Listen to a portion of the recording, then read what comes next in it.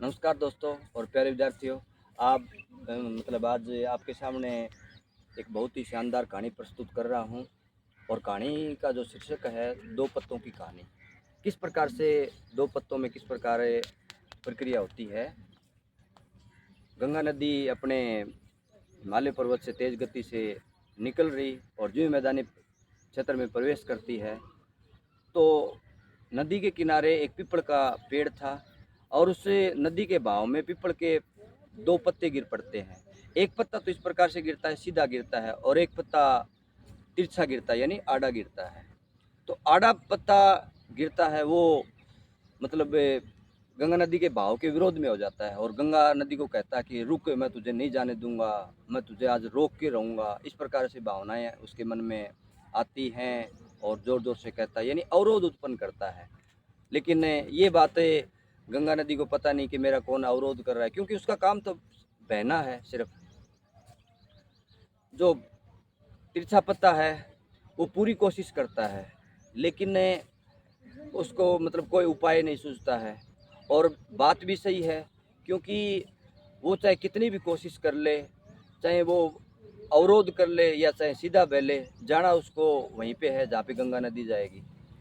इसी प्रकार जो सीधा पत्ता गिरता है वो भी खुश होता है और वो अपने आप को सौभाग्यशाली समझता है कि चल गंगा, मैं तेरे को अपने गंतव्य स्थान पे छोड़ता हूँ और मैं तेरे रास्ते में कोई भी अवरोध आएगा उसको मैं पार करके दिखाऊंगा और कोई भी आपके रास्ते में अवरोध नहीं आएगा। आप चलते एक खुश होकर वो आगे की तरफ बढ़ता है। ये बात भी गंगा नदी को पता नहीं है, क्योंकि वो तो अपने भाव के ऊपर थी। तो दोनों जो पत्ते हैं, एक पत्ता तो भाव के एकदम साथ साथ चल रहा और उसके खुशी महसूस हो रही है, और जो पत्ता तिरछा पड़ा वो विरोध में, उसके भाव के विरोध में। तो उसका जो जो टाइम था वो दुख देने वाला था। तो ये जो दो पत्तों की जो कहानी मैंने बताई है वही सेम अपने जीवन में होता है। क्या किस प्रकार से होता है कि जीवन में भी अपने दो धाराएं चलती हैं। एक तो सुख की धारा चलती है और एक दुख की धारा चलती है। सुख की धारा मतलब इस प्रकार से चलती है कि जैसे सीधा पत्ता है, वो कोई अवरोध उत्पन्न नहीं कर रहा है, वो सीधा अपने आनंदमय से जीवन आनंद होकर नदी के साथ साथ चल रहा है। और दुख की धारा किस प्रकार से होती है? दुख की धारा जो आड़ा पत्ता है या तिरछा पत्ता है, वो ये सोच रहा है कि नहीं, मैं नदी को रोक के रहूँगा। तो वो बेफालतू क्या होता है? दुख होता है, दुखी होता है। तो कहानी कहने का मतलब क्या है? कहानी कहने का मतलब ये है कि हमें अपने जीवन में मतलब दुख और सुख हमारे जीवन में आएंगे, लेकिन हम जीवन को रोक नहीं सकते और न जीवन अपने लिए रुक सकता है।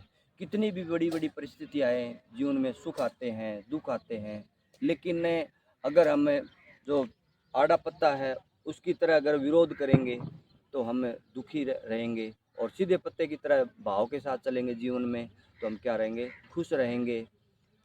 और ऐसा भी नहीं बने कि आड़े पत्ते की तरह हमारे जीवन में दुख ही दुख पैदा हो और हम जीवन के लिए एक पहेली बन जाएं।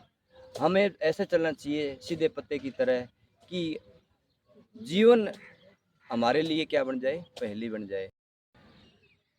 जैसा कि मैंने पहले भी बताया कि जीवन में जो दुख सुख की जो परिस्थितियां हैं वो आती रहती हैं, और जीवन को इस प्रकार से जीना चाहिए जिस प्रकार से जो सीधा पत्ता है नदी के बहाव में आनंदित होकर बह रहा है, उस प्रकार आदमी को जीवन में चलना चाहिए। और ऐसा लगना चाहिए कि जीवन आपके लिए चल रहा है, ऐसा नहीं लगना चाहिए कि आप जीवन के लिए चल रहे हैं। और दुख सुख का ये जो भाव है वो ये सृष्टि का नियम है, ये आएगा और जाएगा। उसको भाव को रोकने की कोशिश नहीं करें, और ऐसा भी नहीं कि सुख बढ़ाने की कोशिश करें। ऐसी कोई भी स्थिति नहीं है कि जिसमें सुख ज़्यादा बढ़ जाए और दुख घट जाए। ये सृष्टि का नियम है, ये चलता रहेगा। और आप अगर सीधे पत्ते की तरह अगर चलना सीखें जैसे नदी के बहाव में वो चल रहा है, तो आपको ऐसा लगेगा कि जीवन बहुत ही आनंदित है और जीवन को आप अच्छी प्रकार से जी पाओगे। और इस प्रकार से जीवन को बनाना चाहिए कि जीवन है वो आपके लिए पहेली न बने, आप जीवन के लिए क्या बन जाएं? पहेली बन जाएं। और अगर हम सुख दुख की जो परिस्थितियाँ हैं उसको अच्छी प्रकार से सहजता से हैंडल करना सीख गए तो जीवन बिल्कुल खूबसूरत है, आनंदित है। तो अंत में मैं दोबारा ये कहना चाहूँगा, जो शिक्षा है वो यही है कि आप एक जो नदी के अंदर जो आड़ा पत्ता है, जो तिरछा पत्ता गिरा है, उसकी तरह ज़िंदगी में अवरोध मतलब पैदा करने की मूर्खता नहीं करें, क्योंकि जीवन का काम चलना है, वो चलेगा, किसके बगैर रुकता नहीं है।